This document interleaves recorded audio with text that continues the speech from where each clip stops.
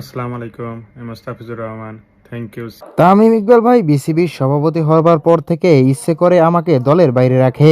লাইভে এসে এমন এক বিস্ফোরক মন্তব্য করলেন মুস্তাফিজুর রহমান। হ্যাঁ দর্শক, আপনি ঠিকই শুনেছেন। নিজের অফিসিয়াল লাইভে এসে মুস্তাফিজুর রহমান সরাসরি অভিযোগ তুলছেন তামিম ইকবালের বিরুদ্ধে। তার দাবি ইচ্ছাকৃতভাবেই তাকে দলের সুযোগ দেওয়া হচ্ছে না। মুস্তাফিজ বলেন, আমি পারফর্ম করতে চাই, দেশের জন্য খেলতে চাই, কিন্তু আমাকে সেই সুযোগটাই দেওয়া হচ্ছে না।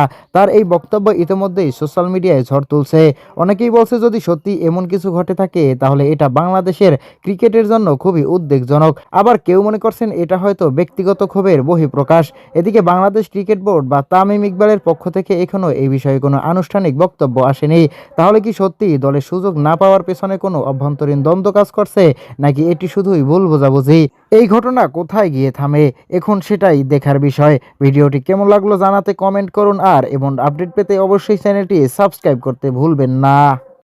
আসসালামু আলাইকুম। আমি মোস্তাফিজুর রহমান। Thank you.